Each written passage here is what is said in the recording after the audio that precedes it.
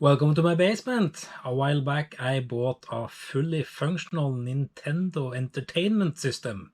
And of course it didn't work. Let's dive in.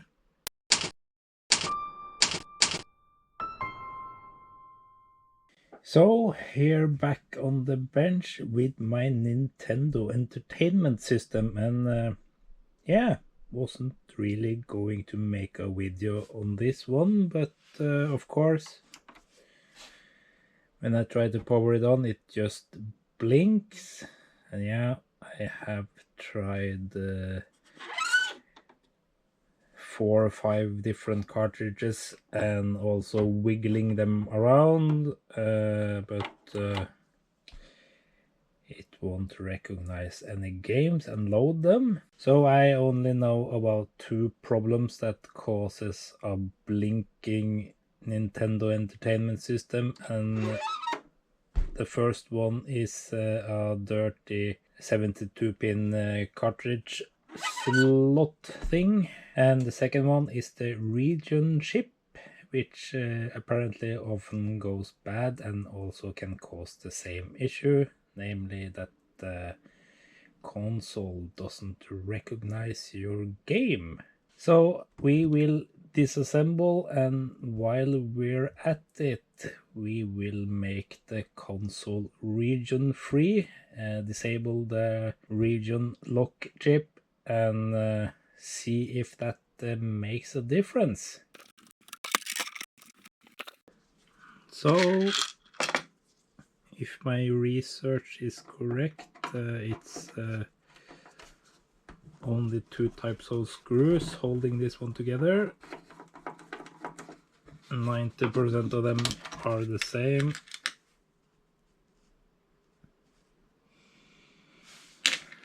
And equal length.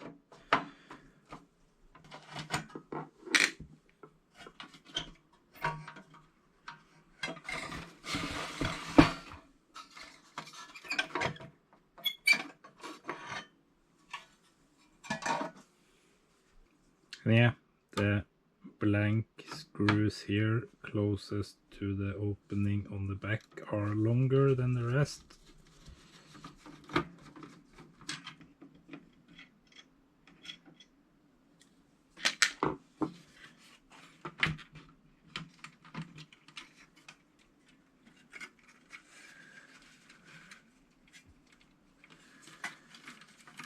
So these are the 2 controllers, and this is to the reset and power switch. Let's first just slide off this one and see if we can get the connectors off.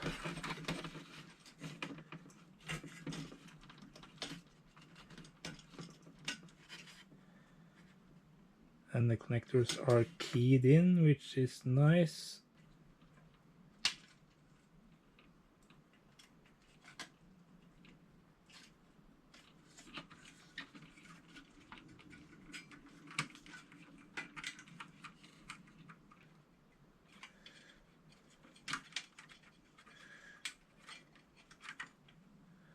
So yeah, the cover underneath is not screwed in, it's just clamped to this connector that Nintendo never used. But I need to remove it.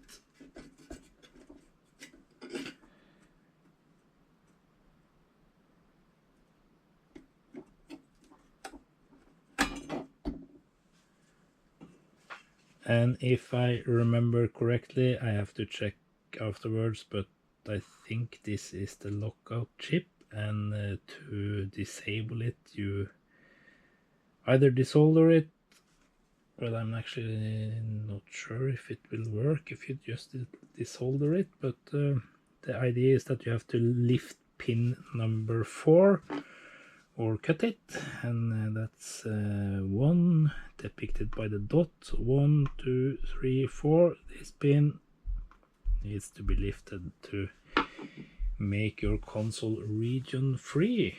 So this is the famous 72-pin connector, and it actually just slides onto the PCB.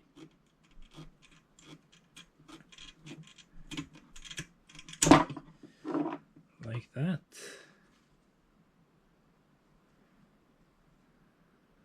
And yeah, I have a slightly bad feeling because this one looks really nice actually. Yeah, I guess now that we have it off, we can just as well try to clean it. You can buy replacements for these now, and they are not very expensive. I think I found one online here in Norway for less than 20 bucks shipped to me. So since I have it disassembled, I'll just go over the pins with my fiberglass pen, but yeah, they look okay.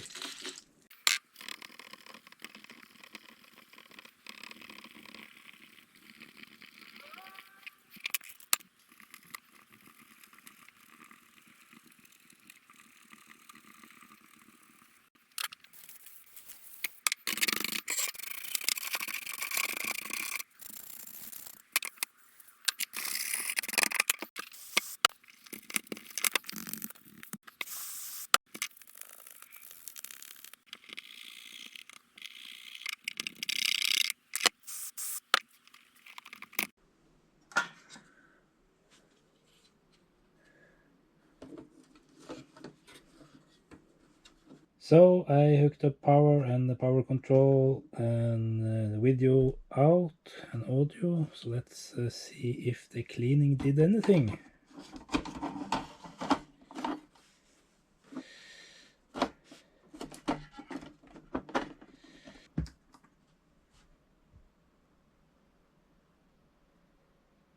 Oh, it's still blinking.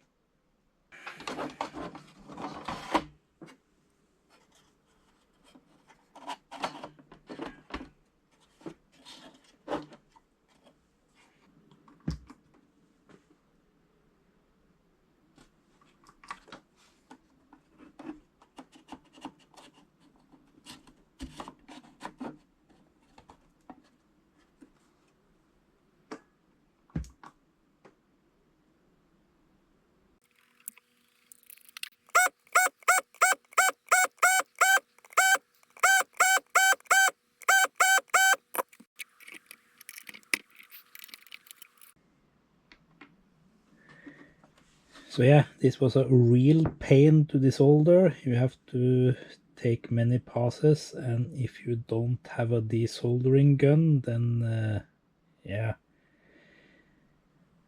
I don't think it's easy to do actually. So yeah, I of course did not have any 16 pin sockets laying around, so I put the chip back into position, and if you see here, I have lifted pin 4 so it's not touching, and yeah, let's solder it back into place.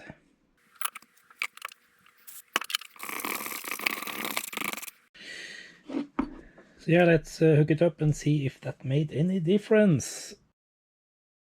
So it's been another week waiting for the part that I need, and since it's also a winter storm outside, it's a good time to revisit the NES. So yeah, hopefully it's the right cap. 25 volts, 2200 microfarads. Yeah.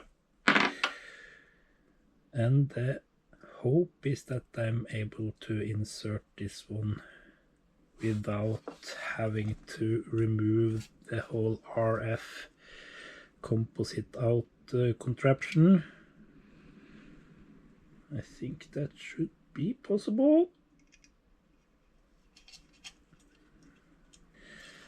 Little smaller than the original, but yeah. So let's just solder it into place.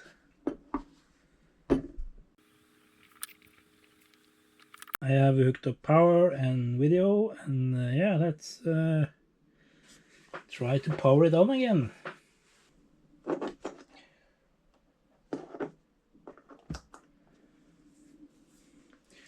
So yeah, it's still a green screen. I'm actually not sure that is correct. I've discussed with somebody online, and they said that when there's no cartridge in the system, it should display a black picture.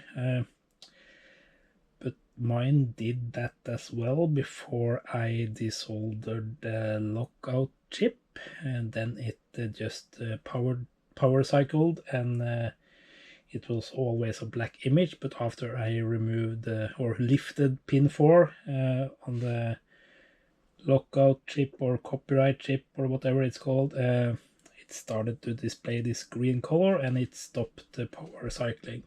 So yeah, let's try a game.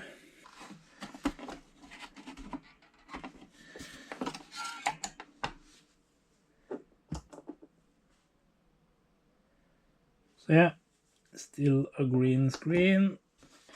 My next step is actually to change this 72 pin connector to see if that makes any difference at all.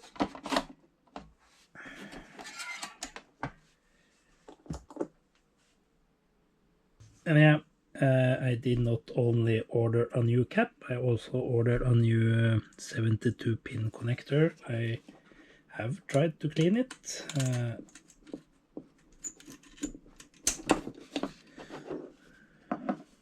Yeah, it's a new 72 pin connector for the NES.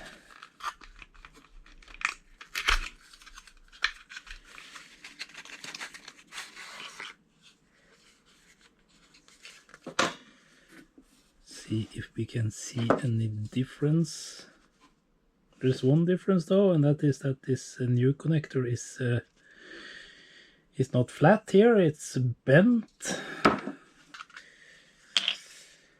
I hope it will still fit, or I have to send it back. That wasn't part of the plan.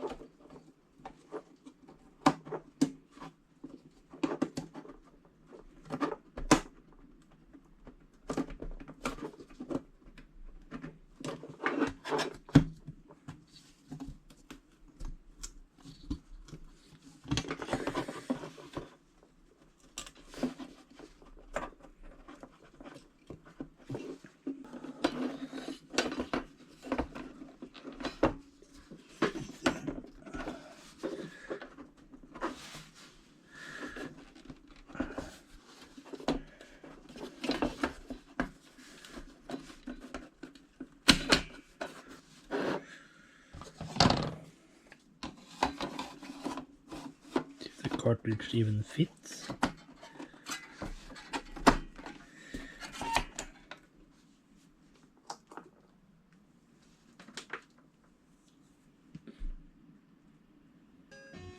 Nice. Okay, so we have both picture and sound.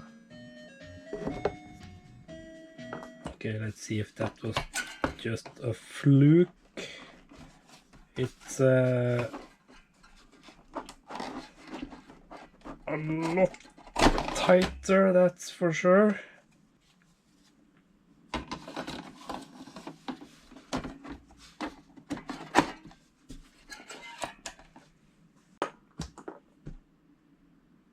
Yes. So yeah, let's recap. I have changed the capacitor. Probably wasn't anything wrong with that one. I disabled the lockout chip by lifting pin 4.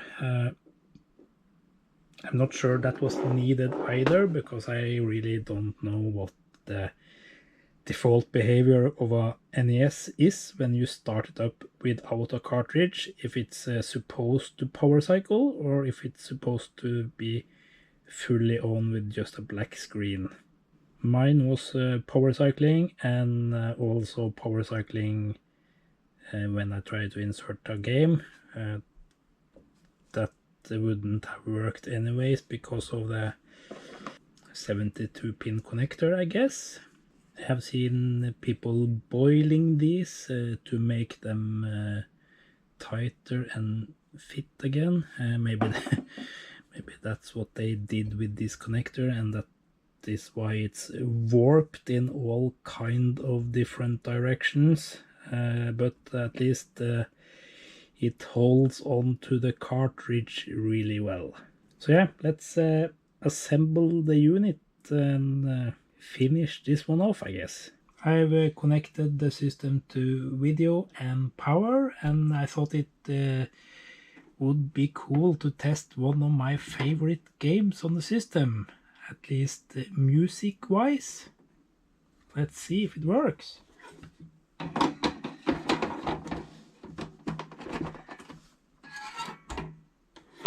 It's a real tight fit on the new connector, but yeah, at least it works, I hope.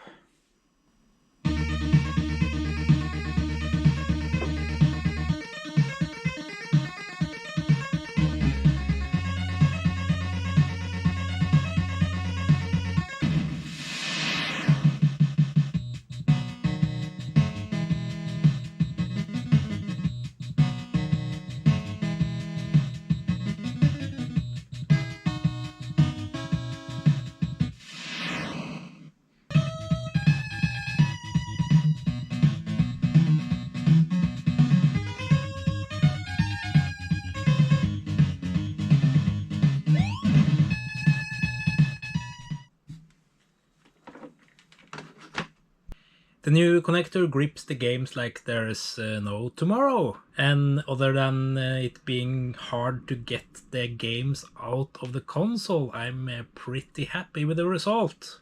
It's working, and it's even region free.